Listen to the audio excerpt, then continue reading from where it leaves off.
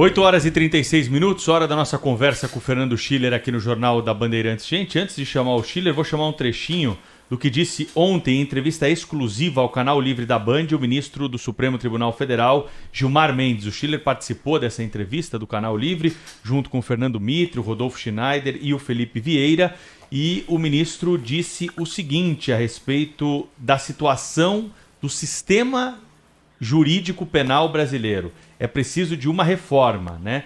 Essa situação que foi trazida para o Supremo Tribunal Federal na segunda turma por diálogos interceptados por hackers de forma criminosa e que mostraram diálogos entre procuradores e o ex-juiz Sérgio Moro, mostram que o sistema brasileiro de criminal precisa de uma reforma. Eu não tenho a menor dúvida de que esta é uma crise profunda e é uma crise que afeta o sistema criminal de justiça. Não é por acaso que o Congresso está tentando introduzir essa ideia do chamado juiz de garantia, evitar que haja esse conúbio, o chamado conúbio espúrio, entre promotor e juiz. Não tem solução a não ser se fazer uma profunda reforma na justiça criminal e no aparato de investigação. Schiller, o ministro Gilmar Mendes conversou com vocês, foi uma boa entrevista, né? Queria que você trouxesse aqui a tua percepção aí do momento em que passa, né, o Supremo com essas questões envolvendo o futuro da Lava Jato, os processos do ex-presidente Lula. O que mais te chamou a atenção aí nas palavras do ministro, hein, Schiller? Bom dia para você. Bom dia, Pedro, Thaís, Cláudio. Olha, muita coisa chamou a atenção. Primeiro essa crítica, quer dizer, ela é uma crítica muito mais ampla do que simplesmente a Operação Lava Jato, a Força-Tarefa, né? Aliás, nesse ponto, houve uma crítica do ministro, a própria ideia da Força-Tarefa, né? Ele se referia ao fato, quer dizer, quando o juiz é um sócio da investigação, foi uma expressão que ele utilizou. Ou seja, você tem uma Força-Tarefa onde Polícia Federal, onde Ministério Público, Receita Federal, o Judiciário trabalham juntos, não é? Sob o comando, digamos assim, sob a coordenação de um juiz, que é ao mesmo tempo o juiz que dará a sentença. Não é? Então é exatamente esse o sentido, aliás, do juiz das garantias, que também referiu aí na própria matéria. A pergunta que, obviamente, fica no ar é por que o Supremo mesmo não toca para frente o juiz de garantias, né? Para ver como há uma divisão dentro do Supremo hoje. Para ver com uma decisão liminar do ministro Fux, está parado há mais de um ano no Supremo. Obviamente existe uma divergência aí entre o ministro Fux, o ministro Marco Aurélio Mello e o ministro Gilmar Mendes. O Supremo também está dividido sobre essa questão, porque se você veja bem, nesse caso da Lava Jato, dos julgamentos sobre o ex-presidente Lula, se houvesse o juiz das garantias, você teria basicamente resolvido o problema. Você teria um juiz que faria toda a instrução e você teria um juiz que faria depois do julgamento, né? Então você garantiria essa imparcialidade, essa segmentação do processo, né? O ministro Gilmar Mendes, ele foi muito crítico. Um detalhe que chamou a atenção, a gente perguntou duas vezes, nós perguntamos a ele, se a declaração da incompetência, teoricamente, incompetência da 13ª Vara de Curitiba, no caso Lula, né, ou mesmo a eventual suspeição do ex-juiz Sérgio Moro, não teria um efeito cascata. Porque acho que essa é a pergunta na cabeça de todo mundo, né? Não vai ter um efeito cascata aí? Significa o seguinte: será que as outras condenações, né, as repatriações de recursos, as devoluções, os acordos, enfim, tudo que foi feito lá em Curitiba, né, sob a guarda da Força-Tarefa, sob o comando do ex-juiz Sérgio Moro, tudo vai ser anulado, né? O ministro foi muito cauteloso em relação a isso. Ele disse, olha, não, nós estamos julgando o caso Lula, né? Não necessariamente tem uma repercussão geral. Eu já boto aqui o necessariamente por minha conta. Porque eu mesmo fiz a pergunta para ele, bom, mas eu imagino que o escritório de advocacia em todo o Brasil hoje estejam trabalhando nos outros casos, né, para também pedirem equivalência, né? Bom, se for imparcial de um lado, para alguns casos, por que não teria sido parcial para outros casos, né? Estou falando tudo em tese aqui, né? Aí o ministro usou uma expressão, para mim, muito elucidativa. Ele diz, olha, cada dia com a sua agonia. Né? Quer dizer, a impressão que se teve, quer dizer, que eu fiquei na entrevista, que o ministro está dizendo é o seguinte, não, o Supremo está focado no caso Lula, não está discutindo outros casos. Quando chegarem outros casos, e eu suponho que irão chegar, Supremo vai tratar disso. Mas parece lógico, né? Você perguntou se não há risco de prescrição de muitos casos, inclusive do ex-presidente Lula, de sim, há risco de prescrição.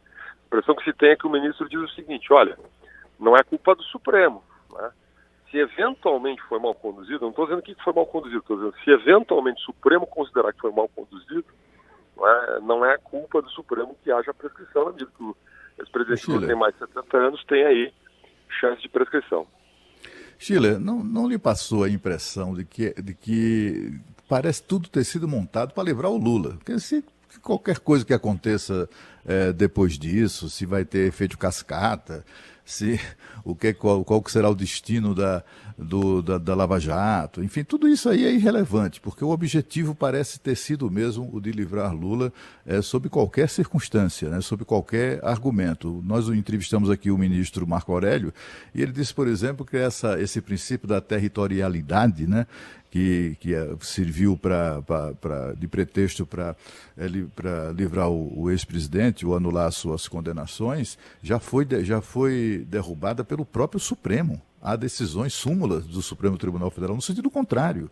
E, apesar disso, o Supremo continua produzindo esse estado de insegurança jurídica. Eu queria saber a sua opinião sobre a sua análise, né, sobre essas questões. O ministro Gilmar Mendes fala em reforma da justiça, mas só da justiça criminal. Quer dizer, ele nem sequer tangencia, é claro, não se espera muita humildade de ministros do Supremo Tribunal Federal, a reforma da justiça como um todo, inclusive do próprio Supremo Tribunal Federal, né, que tem produzido, que é o grande responsável por decisões que produzem insegurança jurídica aqui no país. O que é que você acha disso? Você não acha que... Porque assim, temos o Supremo que mantém os demais poderes sob tutela.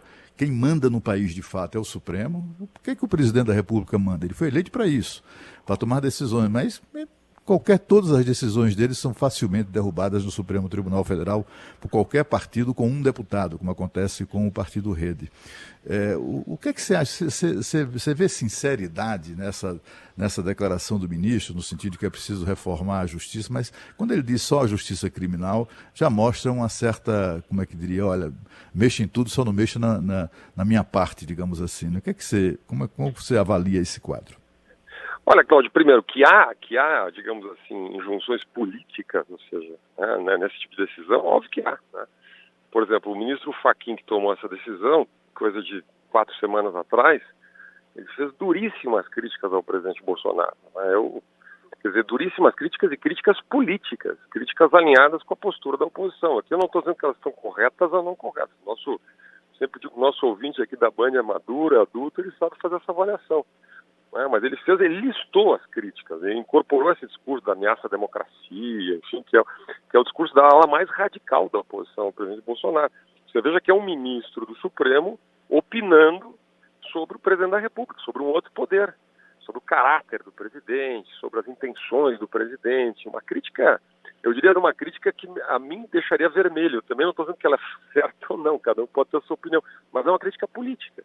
Então, esse mesmo ministro que faz um discurso eminentemente político, indiscutivelmente político, a não ser que a gente imaginar que o ministro Supremo fale em nome de Deus, né? Se ele falar em nome de Deus, assim, de fora da terra, né?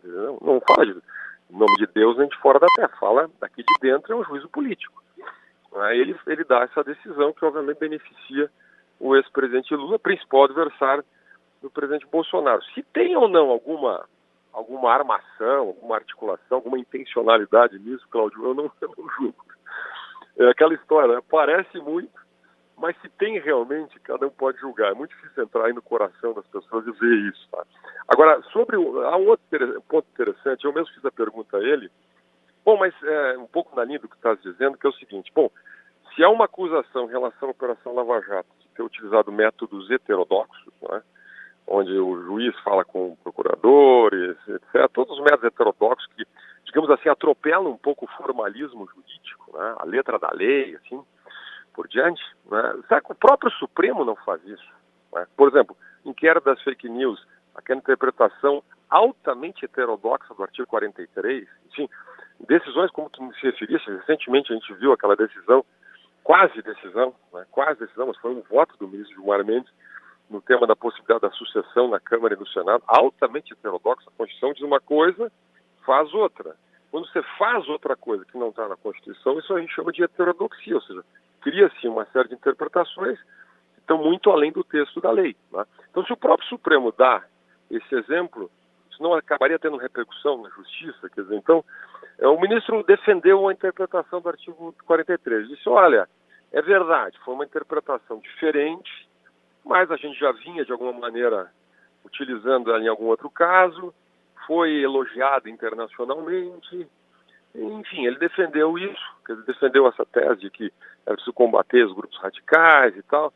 Então defendeu aí a posição do Supremo. Aliás, né, Schiller, nesse ponto aí, ele associou mensagens incentivadas por procuradores da Lava Jato contra o Supremo Tribunal Federal para justificar o que aconteceu com o Supremo e foi parar no extremo aí de ameaças de invasão ao plenário do Supremo, né? E ele disse que se algumas medidas não tivessem sido tomadas, nós poderíamos chegar, pelo menos para justificar essas medidas, nós poderíamos chegar ao extremo de uma invasão ao plenário do Supremo Tribunal Federal. Essa associação, né, pela primeira vez eu ouvi da boca de um ministro do Supremo Tribunal Federal. Não há comprovação, ele sugere, né? E me pareceu ali que queria fazer essa associação entre o que o Supremo vive hoje de ameaças com algumas mensagens interceptadas de procuradores que reservadamente, eu sempre enfatizo isso aqui, conversavam ali em grupos particulares sobre a atuação da Suprema Corte Brasileira.